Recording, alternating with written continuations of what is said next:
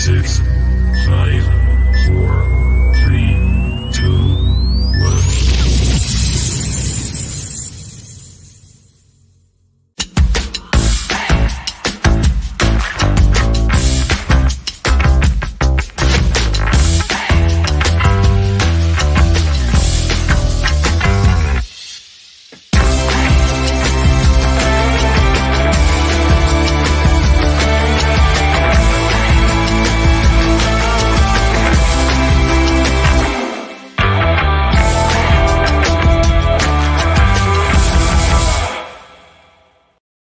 Dun, dun, dun, dun. People still think Pedro hasn't signed. Yeah, idiots. Trust me, it's done. When Fabrizio talks, he is right. And I'm still hungover. But this is Fulltyne, and it's also a look ahead to the cup game on the weekend. It's tomorrow night. I am that hungover still because it's Wednesday night. Ah, what a great start. Morrow trophy for me, but it's not in the right place. So I've got Gary in the background. We've got Morrow coming in a couple of minutes, and then we've got Paul from Tranmere supporters group. He's coming on to talk about their chances in the Carling Cup. Really looking forward to it. But the big news is Pedro signed. Pedro signed. Do you believe it? I believe it. First off, my voice is a bit croaky off this. Mine was right. As well. Do you know what it is? I believe any European journalist over our local journalists, honestly. Exactly. Botman was exactly the same. Yeah. Fab's got it. The guy in Portugal's got it. Yeah. Telling you, it's happening. Exactly. And the local journalists need to sort that people out too that getting their info off, to be honest. Sources. Yeah. So when Fab comes out, he's got ties with the club as well. I think he's a Watford fan. He would not put something up like this, wind his own supporters up, if he is not 100% confident this deal is done. So, guys, you need to start listening to the right people. He's got 12.8 million followers or something like that as well. You don't get 12.8 million followers if you don't know what you're talking about. I remember, guys, when Botman was like rumours going around that the Botman deal was agreed, the local journalists come out and said, nah, it's not as close as you think. And then an hour later, it was Botman's on his way. Here we go. Yeah, and exactly the same, honestly. Exactly. Crazy. You need to believe. And we also said the bid had been accepted. There was still grounds, the contract to sort out whether it was full payment with add-ons, sell-on fee, which there is a sell-on fee in the contract. I think it's 10%, is what Fab said. And they were the details that were being ironed out. But we knew this deal was going to go through. At least it was Thursday. We said it, didn't we? Yeah, it was Thursday or Friday. And the fee's exactly the same. Exactly. And it's happening. And you got excited when everyone did in our group, didn't they? When obviously there's a video out, there's an inside scoop out. We're not going to talk about that tonight because we want to talk about the game. But we're very excited of the other news. And we did say there was an extra club doctor being put on hold to fly out somewhere. And now there's rumours of Paqueta, DRB all coming back. And we were like, well, I've just seen something on Twitter the day. I don't know what it means, but there's a Newcastle fan put a video on about Paqueta joining Newcastle. Seeing his tweet about joining or something like that. Paqueta's looked at the tweet. Brilliant. I'll cling on to anything if we get Paqueta, but it sounds like Maddison is first choice and Paqueta second, which is a shame. But Eddie does like Premier League proven players. He wouldn't have to, bide his time to put him in the team. Maddison could just walk straight in potentially. You know what I think the problem with Maddison is at the minute is I think something's happened with Maddison in the last 2 weeks because that deal should be dead, and it's clearly not. Now, is it because Maddison? Is it because Maddison's thinking, hold on, Leicester are sinking ship here? Yeah. And he's watched us play since the start of the season, and he's thinking, I want a bit of that. That's what I'm thinking. And I think a lot of other players now who were on the fringe of thinking, Paqueta obviously in the back of his mind, are Newcastle good enough to be challenging for Europe next season? And if you watched as what we watched live, we're a fortress at home now. It's amazing. But anyway, comments are working tonight. Yeah, bloody last. that's from last week. Sharon became a member. Heatseeker, I believe, is rejoined or upgraded. So thank you very much, mate. And also thank you for being a mod and sorting out the chat. Roy, our favourite guy, is in. Good evening, mate. There's the link if you would like to become a member. It is pinned to the top of the chat. If you would like to donate, $sign in the bottom right-hand corner. Anything from £1 upwards is amazing. It really does help. But the most important thing is smash that thumbs up button. It doesn't cost anything. Hit that. And if you're not subscribed already, hit the subscribe button. My voice is still sore from yesterday as well. And he says, good evening. How you roll? You only had about 5. That's enough for me, man. I don't drink. I don't drink anymore. I had 5 in a bottle, and then I was up at 5 this morning as well, wasn't it? By the time I got back in from the train, and I've been working in the melting chocolate section, which is very warm. So yeah, and my voice is going as well. Evening, Sean. It was Sean, wasn't it? That was Sean that we met. Yeah. Looking at the picture. Yes. Evening, Sean. We spoke to Sean in the Strawberry. Massive shout out to him and his dad. We spent a lot of time with them watching the Chelsea game and watching Leeds hammer them. So thanks for tuning in, Sean, and thanks for chatting to us yesterday. It was brilliant. Toon Black White Army, says Lewis. Evening, Baz. Lewis York. Is York your last name, or do you live in York? I live in York. It's interesting. Hi, Gary, from Sean as well. Did she let Gary come on tonight? Yeah, he did. Evening all. Evening, Baz and Gary. Patterson, Daka. I don't know that one. Let's start look. Oh, right. He's the striker, really. Pedro, Bequeta, Bruno, J7. Jesus, that's a tasty team it is, isn't it? 5 Brazilians. We need a striker now. I think we'll get one. No, he is a striker. Pedro is a striker, guys. He can play on the left and the right as well. Welcome to the show, says Migs. Thanks for tuning in, Migs, and being the mod as well. There's Roy again, smashing that 50 Corona. I wish I could smash 50 bottles of Corona tonight and celebrate. Thank you, Roy. Honestly, mate, please come on a show when you can. Lee Lewis, good evening. Lee, how's it going? Migs, evening. Guys, great result yesterday. Maybe yesterday I put more fuel into getting new players. I think it has. I think the Pedro deal was really accelerated because of Wilson. Yeah. Well, when he went off, I knew it's quick to take him off, isn't it? And then I heard the game, something about his hamstring, and I thought, look, I love Wilson, I do, but if we're going to have a full season of Wilson, he cannot play every game. He cannot play 90 minutes of every game. He just can't do it. Which is what Eddie Howe's brilliant at doing. He can manage him, can't he? Yeah. We'll come back to the chat to the paper blade. Says, evening all. What about buying Bequeta and Madison together? Don't have the money for that, unfortunately. It will be one or the other.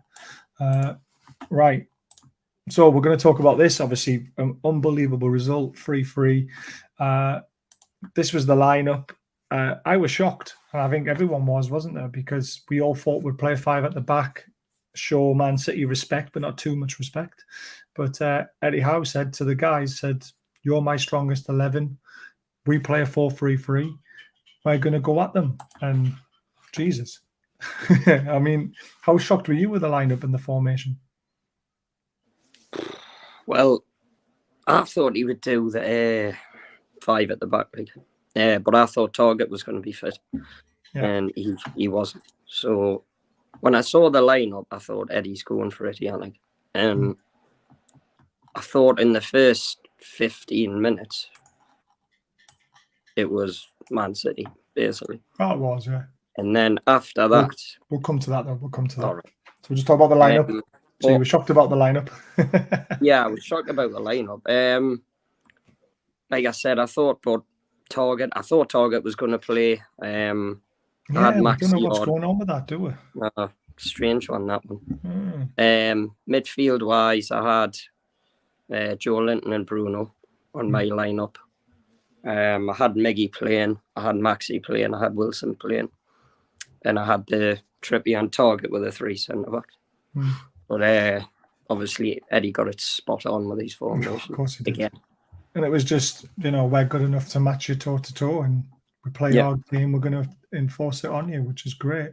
Right, there we go. There's a little picture of me at the game. What a great view we had from that part of the stadium as well. Oh, it was cracking, man. Flags were unbelievable, as always. our club, our house, our city, and it really felt like our club and our house again, didn't it? With the atmosphere, it was just unbelievable. It's great to see that banner as well, show racism, the red card. For some reason, some idiot put in a comment on our Friday show, said we were being racist on that show, and I literally nearly lost my rag with him and said that someone doing an impression is not being racist. If that was the case, all comedians would be racist. So that guy needs to have a day off. Let's talk about the first half. I mean, Man City went 1-0 up in 5 minutes, and what a goal. I mean, that pass, no one else finds that pass in this world. Botman slightly maybe made a mistake for pushing up. I didn't see that because it was the other end for us, wasn't it? It was at the Gallagher end. But what a ball and what a cool finish from Gundogan. We spoke about him the night on the look ahead as well, saying he's a danger when he's in the box, and he proved it. I'm going to be a bit harsh on us. I watched the goal over, and he sort of, when he got the ball, he had time just to hit it, and he's right in the middle of the goal. And Arthur wasn't the best defending from him. And how many times did that season? Botman pushed up just a little bit too. I mean, did he need to push up? We don't know. But he was trying to play offside. It didn't work because everyone else stayed back. You've got to push up as a line. And then Gundogan's got all the time in the world with his class to finish it. Wilson's hamstring might not be as bad as we think. I think Howe's brung him off as a precaution. So he won't play on Wednesday night, but he'll definitely play. Caught offside in that Manuel. But not going to Man United. He's not that stupid. Grealish was a coward and not even being on the bench. Well, I mean, I don't think that was his choice, was it? About Guardiola's. Yeah. Honestly, I do. Bruno let him go. Gundogan is so overlooked as a danger man. Not when you watch our show, because we pointed him out, because I'm a big fan of him. We're going to talk about that soon.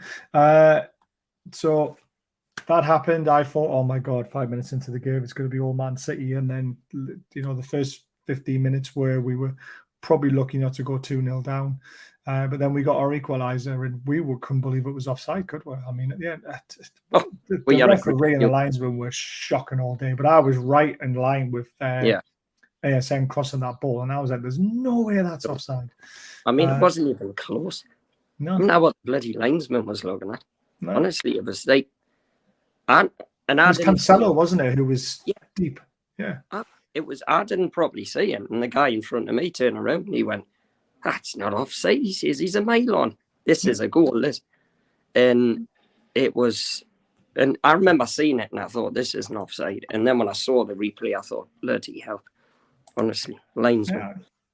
Looking straight across the line and he cannot see that, honestly. I couldn't believe it. And then Miggy, did he shag it in, or did he did he nig it in? I didn't have he knobbed it in, I'm not sure. But it went in off something. It went in, exactly. It could have gone in off his arse as long as it goes in the back of the net. I'm not bothered.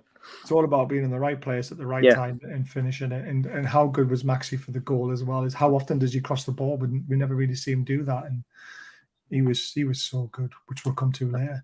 I was at work and I saw that was 1-1. I was happy about. Then all of a sudden we were winning. It was crazy. It was crazy. Bad head this morning. Yes, I had a bad head this morning. Just everything was bad this morning.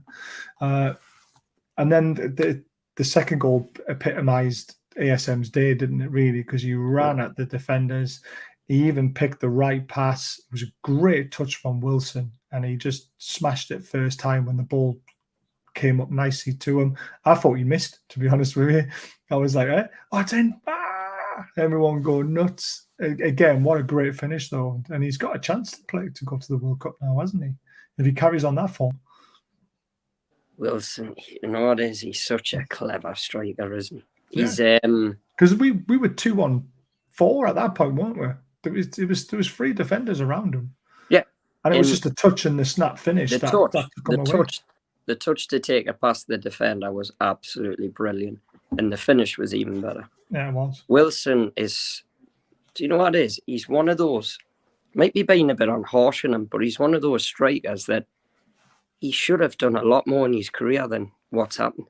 Yeah, he's a fantastic player, calm finisher, one of the best finishers I've seen at Newcastle by an absolute mile. It's just those injuries. Yeah. Apart from that, he's a cracking player. He really is. Worthy of that shirt, number 9 shirt. You guys are terrible. Mauro, go into the Legends group and you'll find the link, because that's where I posted it this morning and said 8 o'clock, guys. There's the link. And you're 15 minutes late, not 5 minutes late. You get a reward tonight as well. Right. I mean, we were lucky in a way. I'd also with Man City lucky to go in just 2-1 down, because I mean, we were battering them at that point, weren't we? We were from probably about the 15th minute to the end of the half. We dominated that game. Like, we were superb. Man United have just scored. We were superb. Have they? Yep. Fuck off. Liverpool is shit. They're going to go bottom of the league. No, it's correct, hasn't it? But I don't know. I think we could have went in 3-1 up. Honestly, at half time, it was. To play against one of the best teams in the world for that first half of football, like we did, was it just shows what Eddie Howe's done with that whole team and the players. Oh, without a doubt. We were absolutely superb, especially for that 25-minute period in the first half. Absolutely superb. It's still 0-0 on my phone. Is it? Here comes the goal, I think, though. I think it was Sancho. Yeah. Oh, great feet. Great feet. Great run down the left-hand side, get in the box. Sancho on the penalty spot, drags it back a couple of times, sends the defender the wrong way, and slots it in the bottom left-hand corner. To be honest, I mean, I haven't been watching it, but I've had it in the background a bit. And Man United have hit the post as well. Liverpool haven't got started. Man United fans are going to be buoyant now, aren't they? Sod them, though. So we hit half-time. We had a beer. It was really good. I enjoyed the beer. I paid for it, just so you all know. And then we came out. When I got there. Exactly. I was already there. I flew down me. I was like, I need a beer after that. I need to calm down. Then we came out in the second half, and Maxi again. Kyle Walker, I've never seen him being done so much. I liked my tweet. It didn't get enough likes for me. My tweet. I said, thank you for an amazing game. And then underneath it, I went, I hope you showed Kyle Walker the front of your shirt at the end of the game, because all he saw was the back for 90 minutes. He probably got sick of Moro's out of Moro. Yeah. Sorry, lads. I'm just looking for a paper and forgot I have these in. Yeah. Brilliant. Back. So, sorry. Maxi wins. Maxi gets 2 assists, by the way, and wins the free kick for the goal, which is incredible. And shall we watch it?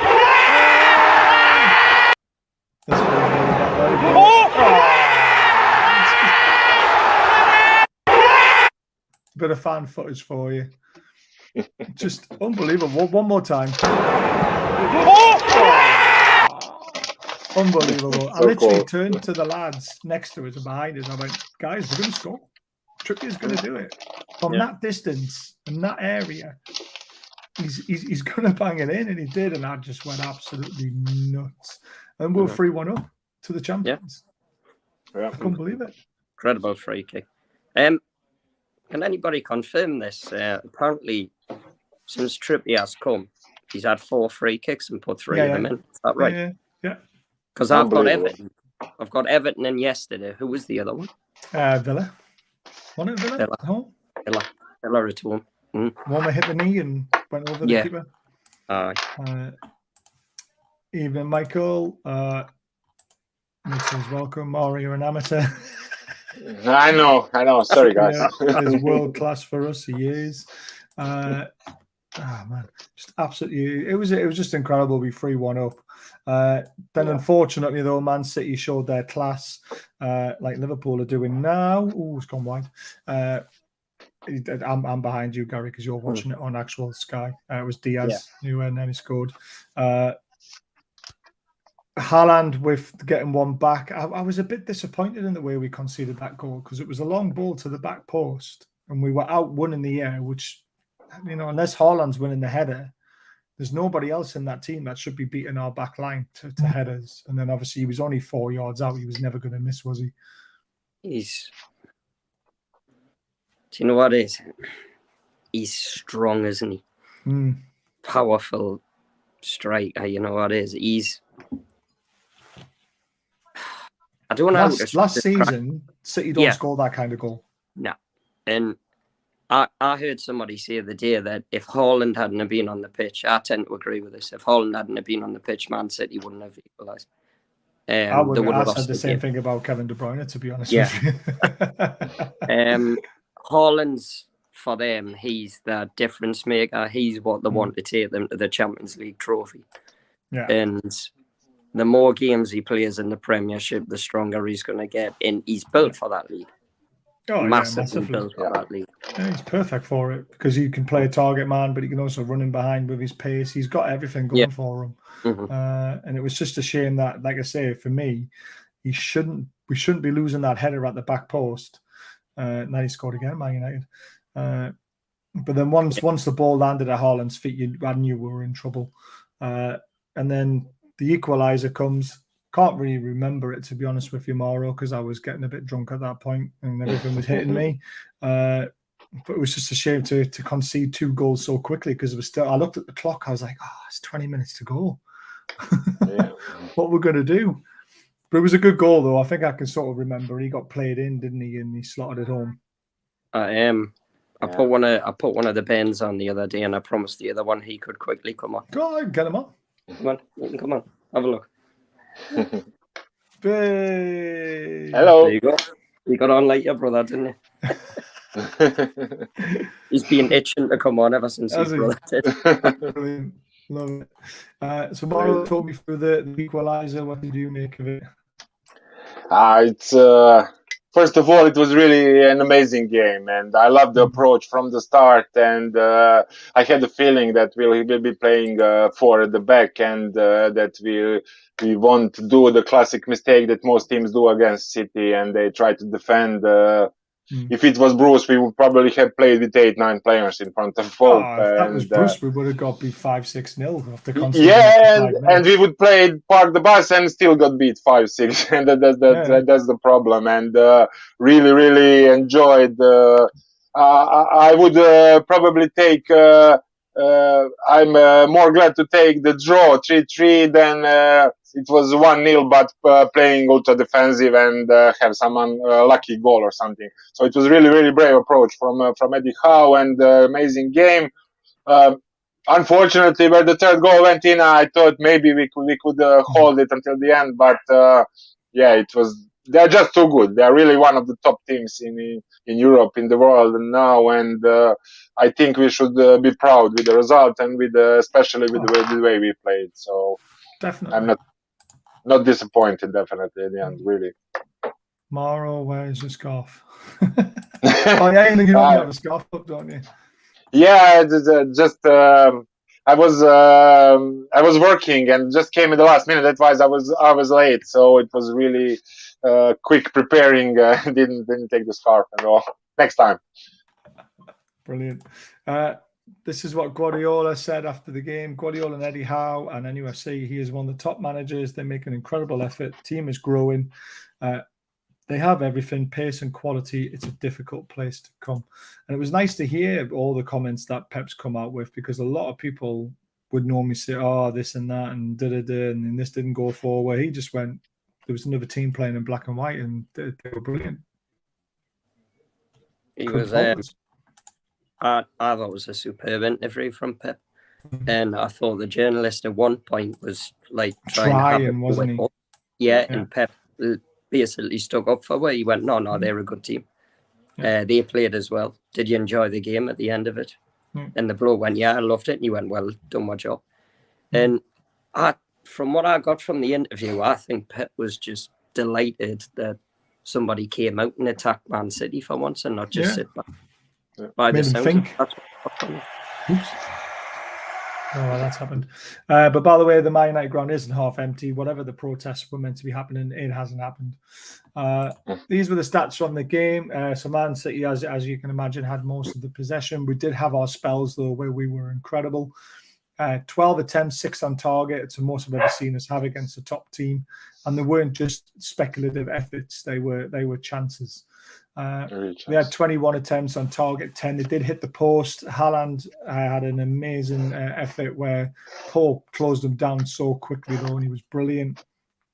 Yellow cards, obviously, we could talk about Trippier's challenge. Everyone's saying it's a red card. Personally, it's one of those ones, you take it for the team. He didn't go studs high. He clipped them to take them down because you knew we were in danger. Mauro, it's a yellow all day. It's not a red.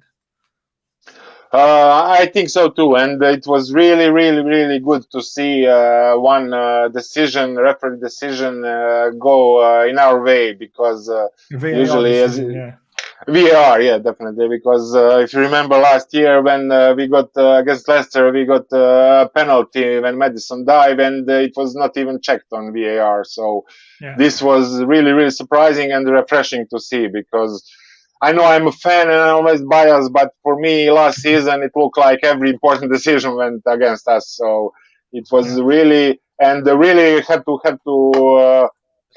respect the referee for this one, because it was, you could easily see it as a red, but when looking at it a couple of times, he was not the last man. I think there were two other players behind him, so it was not the last player, and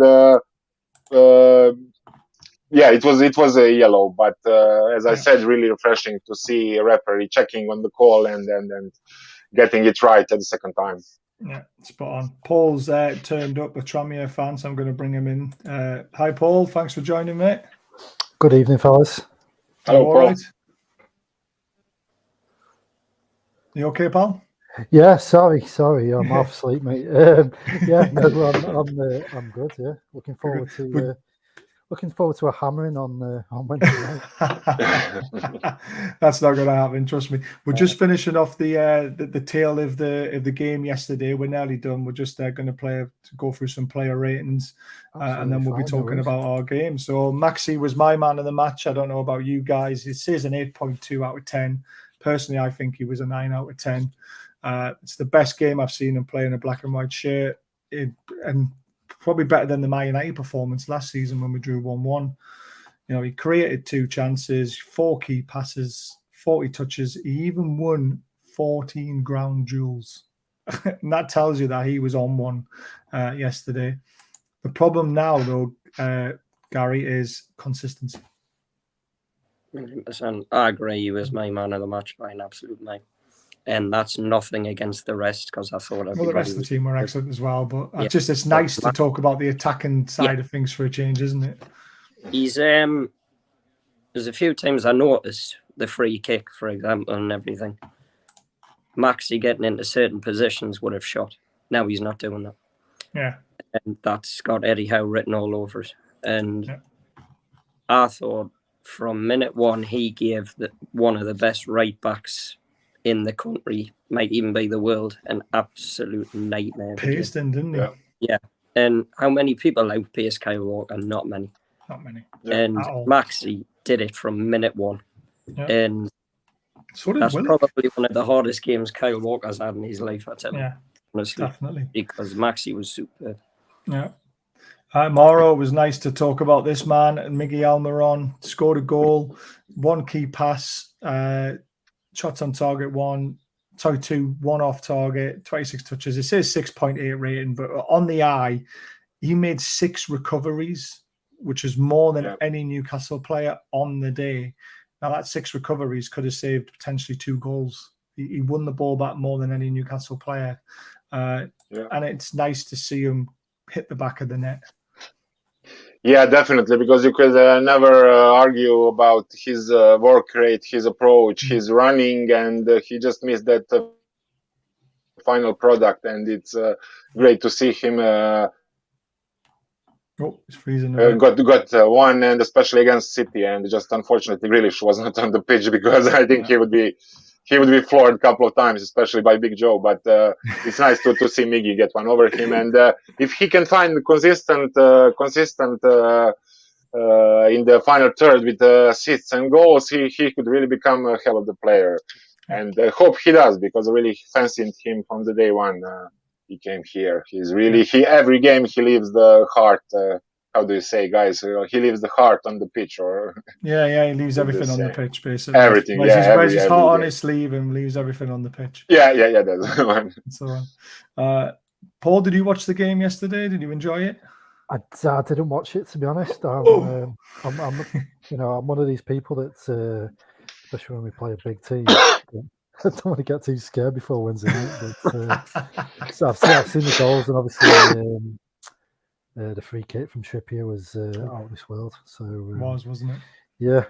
Bit of a fear factor going on here at the minute, so it's all going to change. Don't you worry. You wait till we get to the team that we think's going to play, then you'll be thinking, ooh, upset.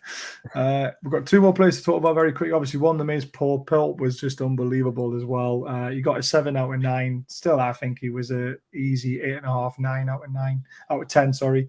I don't know why we put passing accuracy in on a goalkeeper, but I need to speak to Mags about that. But 7 saves. 4 saves inside the box, especially that one against Haaland, and then that tip onto the post. High claims 3, punches 1. You know, I love Dubravka, but Gary Dubravka's not saving 2 of them, I don't think. Well, you know, Haaland's on the post. I thought he just was from where we sit. Not to one until somebody told us that Nick Pope's there. And I thought, you know what it is? Nick Pope, right? Could be England's number 1. I think he will be. Absolutely. Now,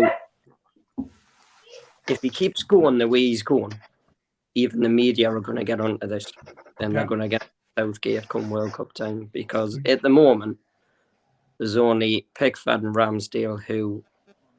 Well, Ramsdale at the moment potentially would probably be number 1 because of where Arsenal are in the league and what they've done, but Pope's got to be close.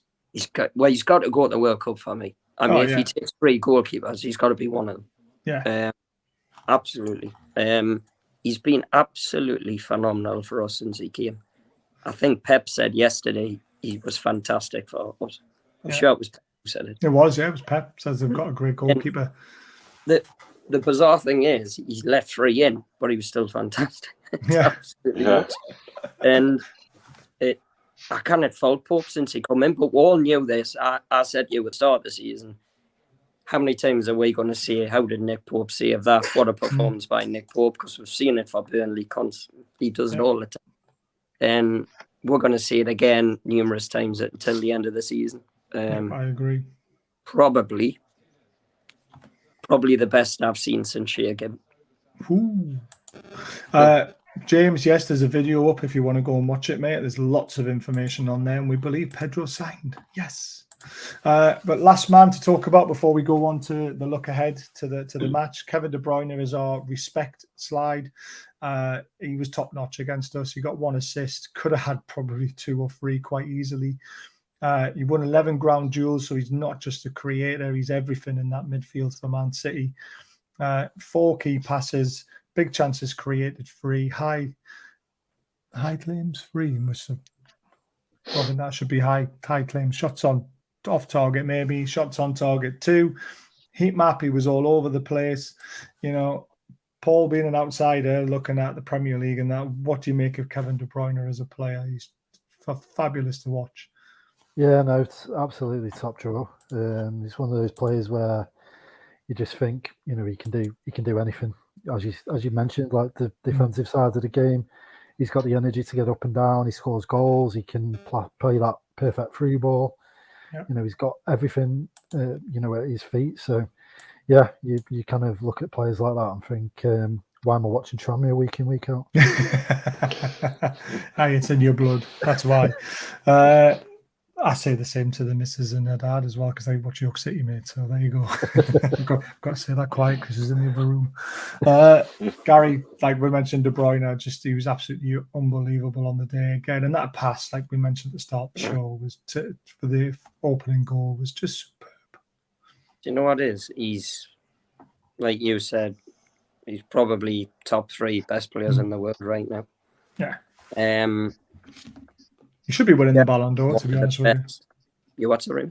Should be winning the Ballon d'Or. Oh, without doubt.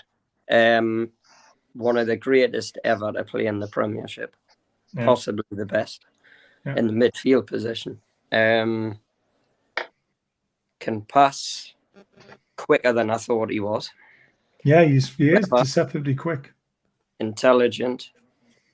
Can hit 30-yarders, can hit tap-ins. He can head. He's basically got everything. Yeah. Like complete player. Complete. And Chelsea had him. How many of them do you see? There's not many of them, and he's one of them. He's one of those that comes along every couple of years, 3 years, or whatever it is. Just like when Gerrard. Oh. Lost you, Gary. We've lost you. Can't hear you. We've lost your sound. I don't know what you've done, mate, but your sound's gone. He'll sort it out eventually. He's had a Maro. That's 2 Maros tonight. I love it. I've had one. Gary's had one. 3 Maros. Maro had a Maro as well. Yeah, I did. You did. But yeah, that was the game. 3-3 it finished. You know, it was just a joy to be there and watching it. I was expecting a pummeling, to be honest with you. So, Paul, you never know what's going to happen on Wednesday night. I expected a pummeling on Sunday. You're expecting a pummeling on Wednesday, but we'll get there. I think I can hear you now, Gary. Yeah, I can hear you now. Hey. Okay. Right, so Wednesday night is Cup night. I think we're going to take them seriously this year. So, Paul, yeah, you might have to watch out a little bit because we haven't took them seriously for a long time. Or we've tried to, and we've just been shit, especially under Bruce. But Tranmere bring not great form against Premier League teams, to say the least. I think you've been beating something like 21-0 or something in the last 3 games or something like that. All right. I know, I'm sorry, but stats, I like stats. We did beat Watford.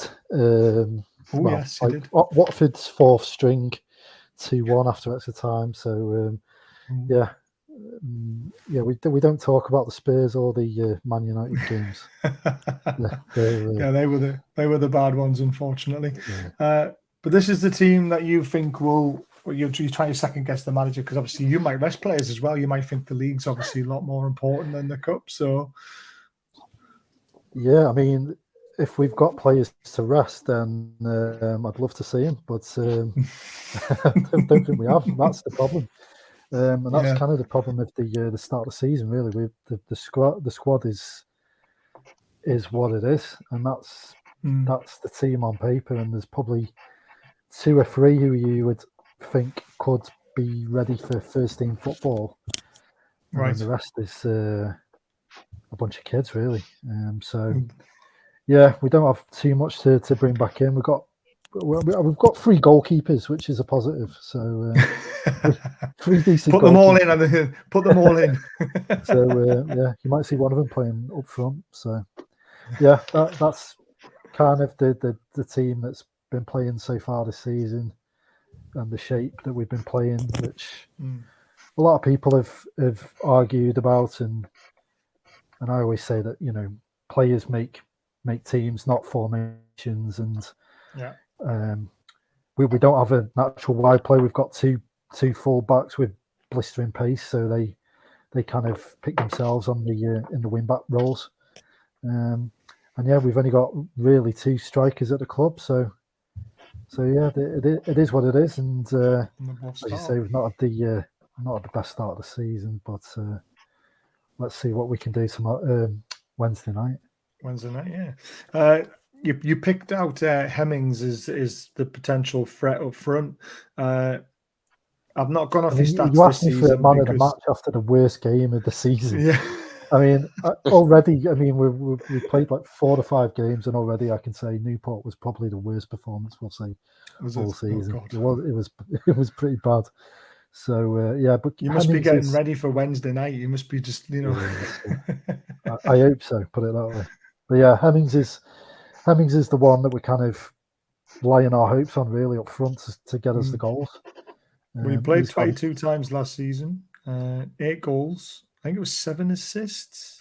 Yeah, 7 assists.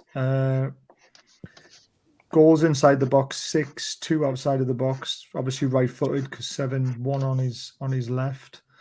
I do like stats, as you can tell. He does average 40 touches per game, which is not bad for a striker. So yeah, we're going to have to keep an eye on him. Shots per game, normally 2, 1 on target, normally every game. So yeah, I mean, it's an. I don't know about you, the standard of you, but is 8 a good return for a striker in your division, or are you still expecting someone to be between the 10 and 15 mark?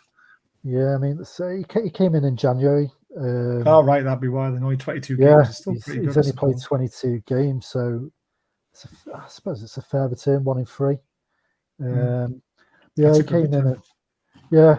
I mean, last season our problem was we didn't score enough goals, and the main problem of that was we didn't create enough chances. So, you know, of the chances he was getting, it is a fair return, but you do want your striker to be getting 15, 20 goals, and whether he's capable of doing that for us this year is yet to be seen. But I'm living in hope because he's the only one who can possibly do it, because none of the others will. Yeah. So. Well, if you got 8 and 22 and you play almost 40 games a season, you'd expect them to be doubling it, don't you? And yeah, exactly. Yeah. So, he's a lot more than just the goal scorer. He does bring, he holds the ball up. He's that kind of focal point up front, bringing others into play, stuff like that. So, yeah, he is probably the one with the most experience as well. He's sort of pushing 30. The rest of the team is relatively young and inexperienced.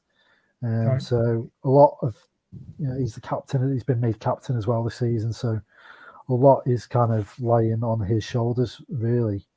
Right. And does he rely on the wing backs a lot for his service, or can he create out of nothing himself?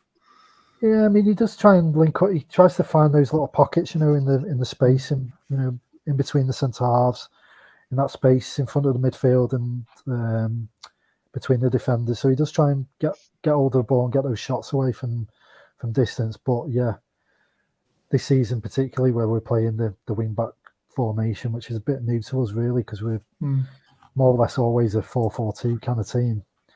A lot of our attacking intent is based around those fullbacks, because they're quick, but they can deliver a good ball into the box as well. So I think you will be seeing us hopefully on Wednesday, if we ever get the touch of the ball.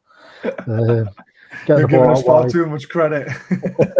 Getting the ball out wide and crosses in the box, because Nevitt's a big lump as well, and he can rustle a few feathers as well. Yeah, that's what you need. Bruno Fernandes has now just scored a comical own goal, by the way. The header was going wide and he swiped his foot at it and it's hit a Man United player on the line and somehow stayed out. Unbelievable. That would have been funny if that had gone in, I'm telling you. Burstow on the left wing. Didn't he play darts? Things must be bad. I thought he was a Burstow was a cricketer. Was it Bird? He's on about Eric Bristol. Oh, Eric Bristol, yeah. Yeah, he's not going to be running up and down the wing fast. Right, Maro, I think this was your team that you picked, didn't you? This is what you think we might go with. Yes, I think we will play with the prayer. Sorry. Go on, keep going. I think we will play with the players that haven't played so much. I'm really looking forward to see Anderson if he gets the chance to play from the first minute. He was really good in pre-season, and it will be interesting to see him play a full game. I think also looking forward to seeing Bonsfell on the left fullback position, and I think both of Longstaff brothers will start. And we wasn't sure about whether it will be Murphy or Fraser, but I think Fraser maybe still not 100% fit, so probably start with Murphy and Fraser coming in during the game. I agree. Well, it's although it will be like second team, I still think our whole the way we approach the game, it will be totally different than we are used to under Bruce and in the Ashley years. So it will be second team in a way, but it will be really good approach from the start, and it will. We are going for the victory for sure. So I'm looking forward to the game really. Yeah, me too. I mean, only one I wasn't sure is if we managed to get Pedro in time, and if he managed to get registered, so he may start instead of Wood. But no, I don't think he will. I don't think Eddie Howe's ever done that yet, has he? So other than with Wood throwing him in straight away, I think Wood starts on Wednesday regardless. I think you're right. Yeah. To add question, I've definitely gone with you three up front. I would maybe question another centre-back probably still playing. I think, depending on how Byrne came out of that game, I think Byrne would probably play at centre-back. Depending on how Target is. If Target's ready for the next game, then I think Byrne will be used again. I think he'll still want to have at least two of the normal core in the starting lineup rather than changing all 11. I honestly still think he might play someone like Bruno or Joe Linton in midfield as well, or even Willock. I agree with you on Byrne. I was also thinking whether it will probably since the Botman started last game, it could probably be Byrne and Lascelles starting for this game, and he plans to play Botman and Schär in the Wolves game. So it could possibly be maybe Dammit starts on the left back and Byrne in the middle. So I really want to see Bondswell play, to be fair, but I just think he won't want to change all 11. I just don't think he'll do it. Remember, players can play 2 games in a week. They're all going to have to get used to it if we get to Europe. True. Gary, what do you think? Do you fully agree, or do you still see a little bit of the core of the normal team in there as well? And by the way, we've actually got a whole new 11 out there. Aye. I don't think we haven't got strength and depth. I know. I don't think Eddie's going to do that. The one thing I do know is, and this is Tranmere's problem they're going to have, is Eddie Howe will know everything about Tranmere. And if what's just been said that Tranmere have got a quick striker up front, then Dummett at centre back frightens the life out of us. True. I think Wood will play. Yeah. Well, I think Lascelles will play. I'm certain of that. Kraft will play it. Dubravka will play. Anderson will definitely play. Yeah. Anderson, I think the front three's right. Yeah. I think Sean Longstaff will play. I think Anderson will play. I think he'll play Willock. Right. Yeah. I don't think he'll play Matty Longstaff. Left back. I'd like to see Bondswell play. I just don't think he's going to do it. I can see Dummett playing there. And I think he'll play Botman at centre back with Lascelles. Oh, interesting. Yeah, but Byrne can't play because apparently he's got a concussion. Yeah. So even though he carried on the game. Oh, no, he came off straight away, didn't he? Yeah. And that was another thing that the officials got wrong. The only one I'm not sure about is Ryan Fraser, depending on his injury. I don't think he plays. Don't be surprised. Is Target in the squad? I don't know. If Target's in the squad, I can see him starting because he'll not be match fit. Honestly, he will not be match fit. And if Target is in the squad, I can see him playing at left back. But I just don't think Eddie's going to. I cannot see Joe Linton, Bruno, Maxi, anybody like that. Wilson's definitely not going to start. Yeah. So, see, it's one of those, isn't it? It's a cup game. We went to the game yesterday thinking, well, let's just get a draw. And we gave Man City a game. If Bruno, Joe Linton, Maxi, Wilson, Trippier, all them were playing, then yeah, we're going to have 70% of the ball, but it's a different ball game with that side. Yeah, and it'll be a harder game. That side's still capable of winning the game, no doubt about it. But it'll have us biting our nails potentially. Yeah. It'll not be easy. It will not be easy. But this is why these have got to come in. So Longstaff, if he wants to play a regular, he needs to come in and show it. Yeah. If Lascelles wants to play, he needs to come in. Kraft needs to come in and show it. Dubravka needs to come in and show he's good enough to get ahead of Pope. So it's an opportunity for them all. Anderson's the one for me. Anderson, the one really needs to I'd showcase love to his see talent, Anderson have a he cracking He game. still could go out on loan if all these signings pull off, to be fair. I think he will. I mean, if a certain player at Leverkusen's rumoured again, I cannot see Anderson. I want Diaby up a quitter. Paul, looking at that team, do you then think if we're right? I don't think we're going to be perfectly right. I still think 2 or 3 of the core team from Sunday will play. Are you thinking, oh God, we can get at these? Especially Kraft. Kraft's not quick. Bonswell's quick enough, but are you scared of that team? You've not seen us play, have you? It's a cup game, Paul. Grab the enthusiasm. There always is an opportunity, and obviously, this is a big game for us in terms of financially. It's an opportunity to play live in front of the Sky cameras, which doesn't happen too often for teams at our level. But yeah, there is a golfing quality. Reserve players at Premier League teams and players. Let's remember, we're 17th in League Two at the moment. Yeah. There is a lot. There is a big difference in terms of quality.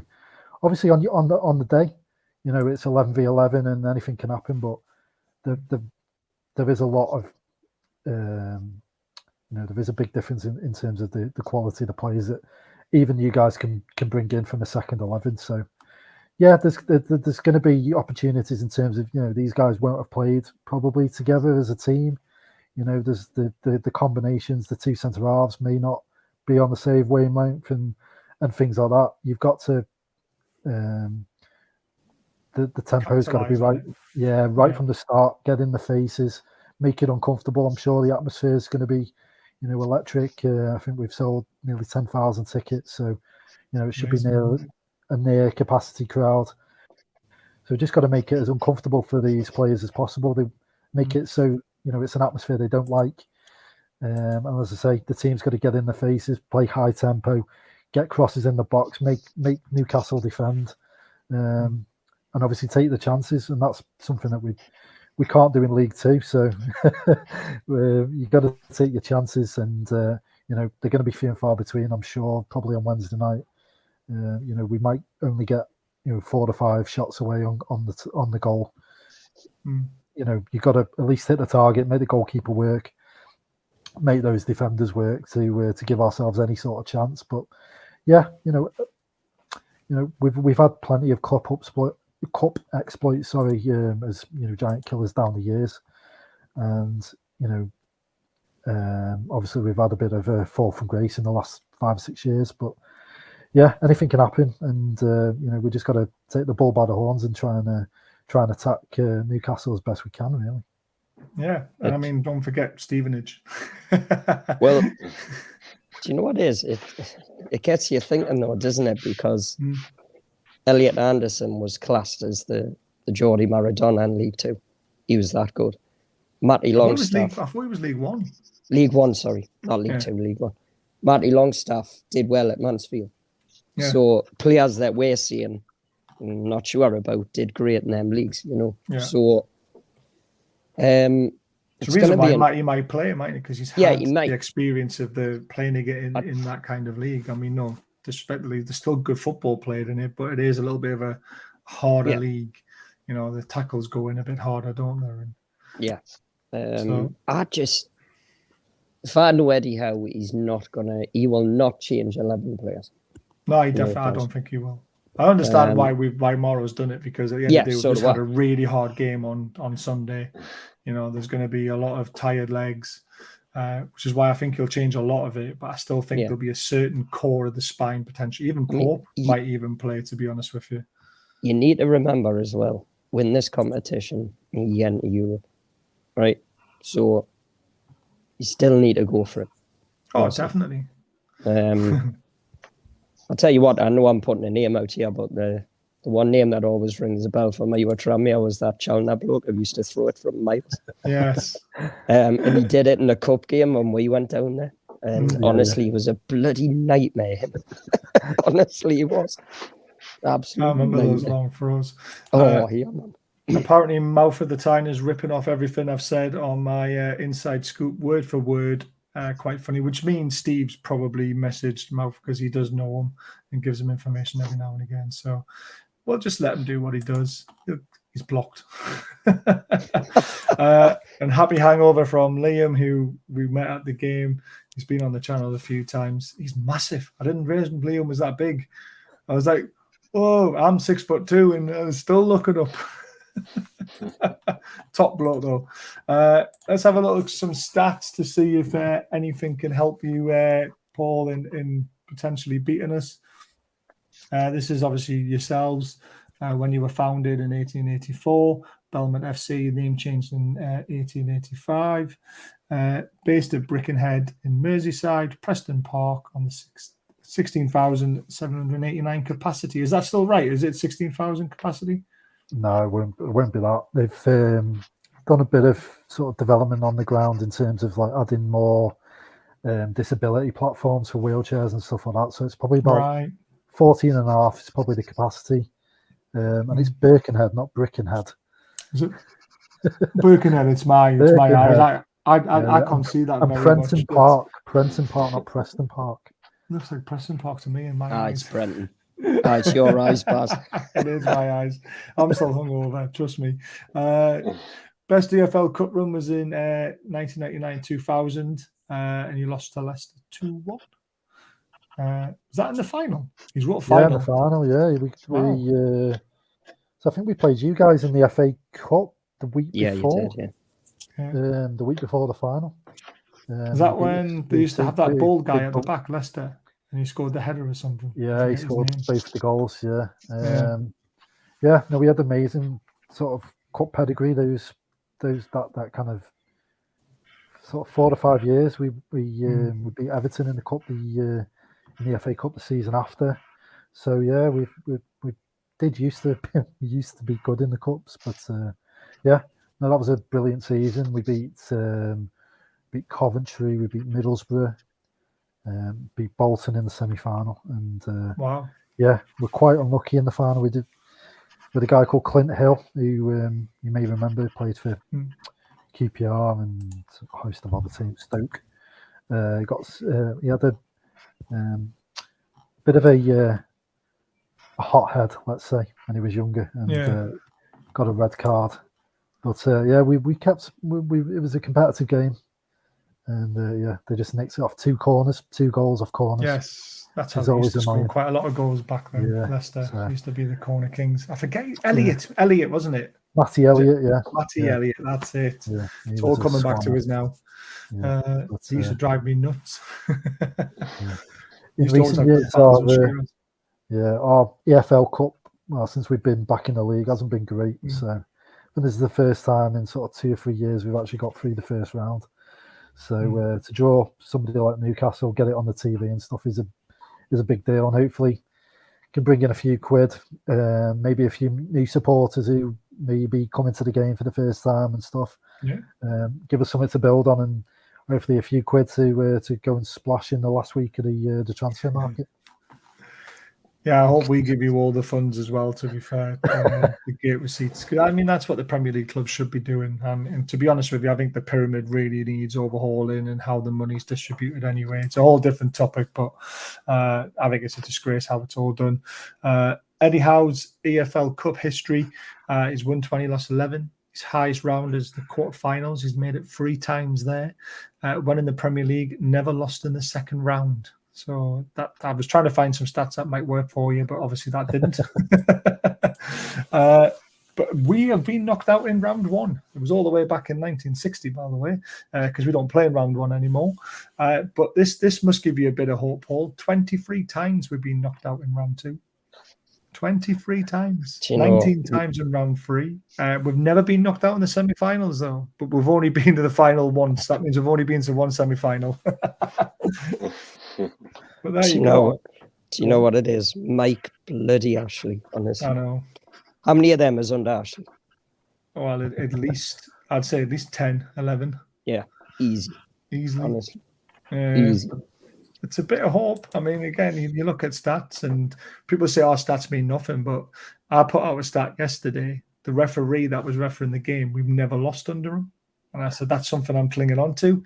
We've now won 1, drawn 3 under that referee. And I'm telling you, it was all because of him. When we're relying on referee stats, I don't know. we're kind of clutching at straws there, mate, to be honest. But no, the thing is, when you play in a Premier League team in the early rounds, and whether this is like third round FA Cup or, in these early rounds of the Carabao Cup or whatever it's called now, it is that, you know that the team is going to rest players, that it's not going to be a recognised lineup. You know that there's not going to be that same cohesion.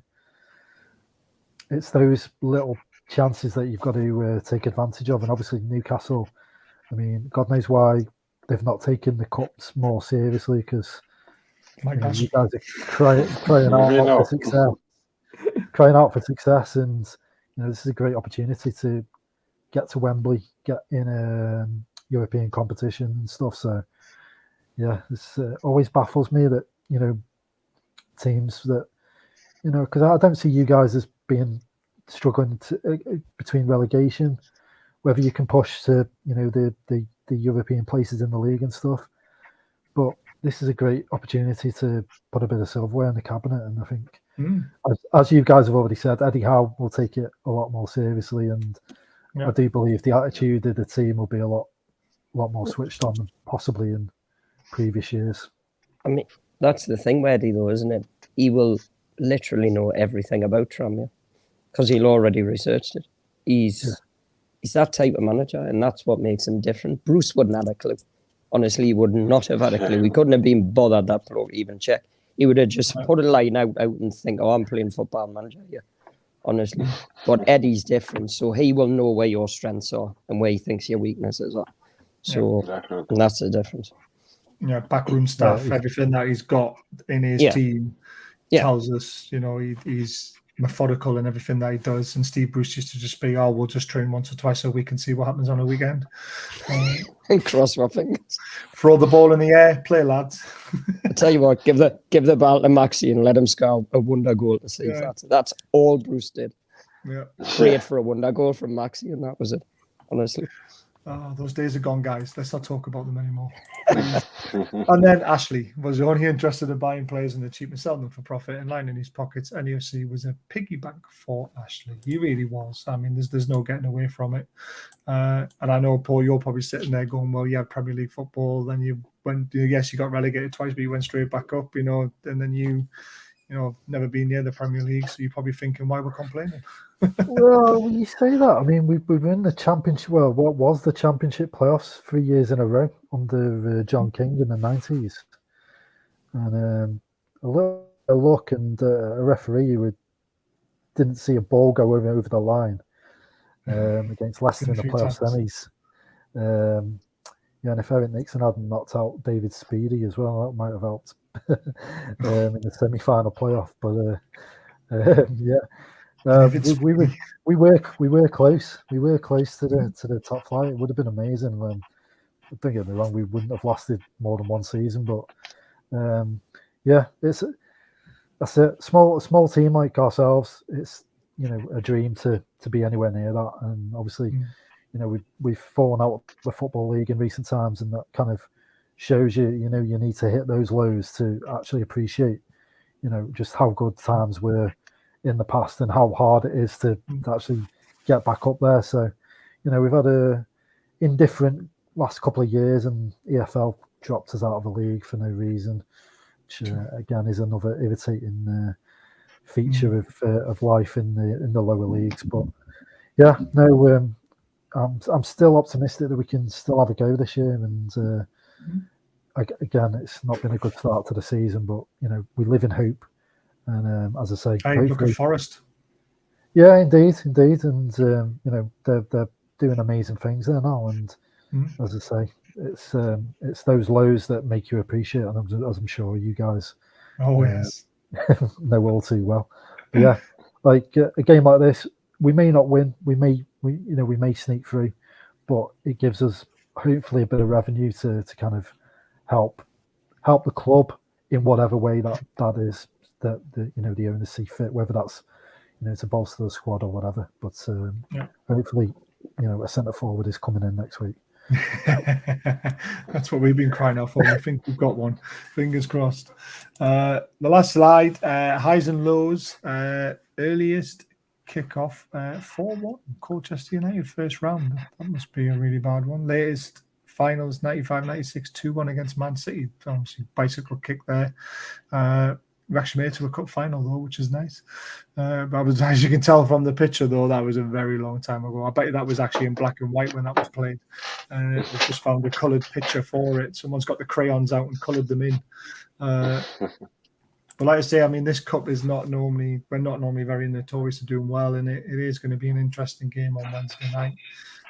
We wish you all the best for the rest of the season, Paul, as well. Obviously, it'd be nice to see you guys get up. I mean, we're hoping, praying the top 10. Let's see what happens. But Paul, you've got a great channel. Are you on YouTube as well, aren't you? And you've got Spotify. No, we're just a podcast, aren't you? Yeah, just an audio because nobody wants to see my face, surprisingly. So, no one wants to see ours, mate. But we still the rest of us. Yeah, no, we're on. You can find it on Spotify, iTunes, or SoundCloud. This is Tranmere. We do a show every couple of weeks, and it's loosely based around the highs and lows of following Tranmere. So we try to keep the football talk to a minimum. I love it. It is in the description below. I've put your at in and put where they can find them and stuff like that. So if you want to have a listen, guys. Quick predictions from you all. Gary, what's the score going to be? 3-1. Mauro? 4-1. Oh, Jesus. Paul? Sorry, Paul. No, you're all right. You're giving us credit by giving us a goal. I'm gonna. If the Bruce was still in charge, I would predict your win. Do you know what it is? Changed it. If it had been Shaw, Botman, and Byrne, or anybody like that, but it's going to be Lascelles and somebody, and they've got a chance with them. Trust us. That's why I think they'll score. True. Go on. I'll say we're not going to win. I'm going to be realistic, but I'll say 2-1. I think we'll try and give you a game. But 2-1 Newcastle. Awesome. Apparently, Loaded Mag have said that it's not done yet. I'm not being funny, but Fabrizio Romero has got 12.8 million followers. He's got ties to Watford. He's a Watford fan. I'll say this again. He would not have tweeted saying the Pedro deal is done if he didn't know it was done. He will not wind his own supporters up. The guy, he's so accurate when it comes to here we go. As soon as you see that, you know the deal is almost done or done. It happened with Casemiro a couple of days ago. Casemiro, Botman, you name it. When the guy says here we go, everyone listens. That's why he's got 12.8 million followers, not a few thousand on YouTube like we have. I mean, this is a different subject and all that, but our local journalists have not been the same for a number of years. Well, no, because I remember when I remember the first place you went for transfer information, anything like that. You went about the Chronicle. You went on Teletext. You went in the back of the Chronicle. Not anymore. Honestly, I read the Shearer one on Teletext. It was the best day of my life. Yeah, exactly. So, by the way, Chronicle is nowhere near as it was before. Really, I don't read it anymore. No, nor do I. I'm going 2-1, by the way, Paul. I think you're going to give us a game because it all depends on. I think we're going to make a lot of changes, and like you said, they might not be used to being gelled together as a team. And if you've got fast wing backs, you've got a chance if you get them in. Especially if Lascelles is playing. Exactly. It's like, true. Oh, the pink. God, the pink. I remember the pink. The pink as well, yeah. Yeah. Late to the party, but any type of players Tranmere could use on loan. Yeah, there's a good thing. I mean, if you guys actually play decent football as well, Eddie Howe will take notice of that because he did. I'm being all serious. He did this with Gateshead, and Gateshead are in the league below you guys, and he said he'll loan players to Gateshead because of the way they play football. Yeah, well, I think we are sort of developing a style which kind of adapts to young players. adapts well to young players. And I think I think one of your messages before was bring players in cheap and sell them on. And I think that's kind of what Tranmere were doing, bringing in young players, players who have dropped out of the academy system, trying to develop them back up, improve them for a bit of sell-on value. And the style of football, because of that, is very much a technical, get the ball down, let's play kind of style. Obviously hasn't worked so far this season, but we're trying. Eddie will take no. Honestly, you will. And if you've got your scouts there or anyone on the club, if you play attractive football and Eddie sees it, you want to collar them, because we have a lot of players who need to go out on loan. And if you've got a 30-goal a season striker, then send him our way. We have, and in the 23s, haven't we? Ndidi, or whatever you pronounce his name. He could do with getting proper football rather than playing in the under 23s, because our under 23 standards with the league wearing is crap. So you do, honestly, you do see. Sorry, you do see. With a lot of players in this league that come from, from top clubs, and you expect them to be, technically really good and up for the fight, and you'd be surprised at how many just fall by the wayside. We've had a number over the last 2 or 3 years who you just think, how was this lad ended up at Man United or Liverpool or whatever. It's the attitude, though, isn't it? Sometimes they're going down there. Then there used to be muddy. I think that you mentioned Longstaff before. He looked, different class in Mansfield or wherever he went. It's people like that who've got an attitude that's bob on. He wants to go out, wants to improve and get better and get that game time. A lot of them sort of come down the leagues and they see it as a very much a kick in the teeth. We're used to the fancy training grounds and the lush pitches everywhere, and we're going to get time on the ball, and actually some ugly centre half is going to snap you in the first minute. Deal with it. So a lot of it is about attitude, and as I say, if those players have that attitude and can bring it down to the likes of League One, League Two, do well at that level, they'll have a much better chance of making it in your first team. Big believer in sort of the loan system can help, but as you say, the attitude's got to be spot on. And I think there'll be a lot of players now in the 23s will be thinking, give me an opportunity, because they want to be part of the bigger picture. So, like I say, if you do play attractive football and Eddie Howe sees it, your scouts or whoever, they need to be on us straight away and say, got any loans? Because we've got plenty of players who could use some first team action. So you just never know. Gateshead are going to get a few, so why not Tranmere? Especially when you're in a league above. So I love it. That's the end of the show. It's been absolutely fantastic. A great look ahead and a great Fulltyne as well, all wrapped into one. I've never done this before, so it's a bit weird trying to. I've forgotten even what we said about the Man City game now. I've been enthralled in this and trying to understand what's going to happen on Wednesday night. But hopefully a win and hopefully a lot of money for Paul's Tranmere so they can buy a striker as well. We all desperately need one. But thanks for watching. We'll be back tomorrow night, Premier League review. We'll be doing that from 8:15. Please tune in then. Until then, enjoy the rest of your evening. Take care, everyone. Bye.